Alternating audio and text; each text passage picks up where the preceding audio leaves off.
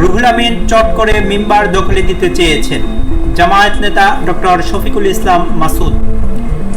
জাতীয় মসজিদ বাইতুল মুকাররমে তাওহীদি জনতাকে রক্তাক্ত করার অভিযোগে অতি দ্রুত পতিত স্বৈরাচার হাসিনার প্রেতাত্মা মুফতি রুহুল আমিনকে গ্রেফতার করে আইনের আওতায় আনার দাবি জানিয়েছেন জামায়াতে ইসলামীর কেন্দ্রীয় কর্ম পরিষদ সদস্য ও ঢাকা মহানগর দক্ষিণের সেক্রেটারি ডক্টর শফিকুল ইসলাম মাসুদ।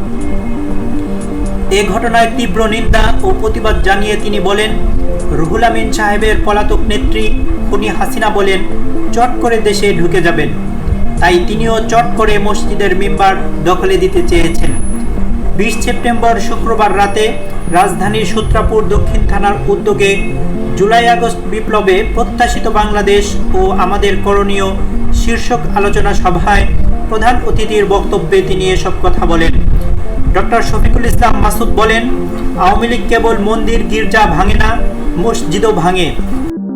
মসজিদের ভেতরও আওয়ামী লীগের হাতে মানুষ নিরাপদ নয়। আওয়ামী লীগের দালাল রুহুল আমিনকে হাসিনা বাইতুল মুকাররমের খতিব নিয়োগ দিয়েছিলেন, কিন্তু হাসিনা পালিয়ে যাওয়ার সঙ্গে সঙ্গে রুহুল আমিনও পালিয়ে গিয়ে গোপালগঞ্জে ঢুকে পড়েন। মসজিদে আর ইমামতি করতে আসেননি।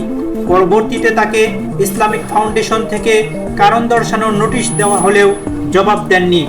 এতে ইসলামিক ফাউন্ডেশন নতুন খতিব নিয়োগ দান করে।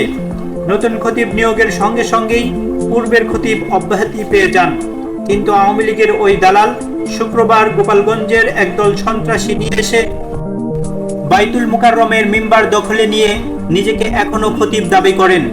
উপস্থিত মুসল্লিরা এর প্রতিবাদ করলে তার নির্দেশে সহযোগী সন্ত্রাসীরা মসজিদের ভিতরেই মুসল্লিদের রক্তাক্ত করে।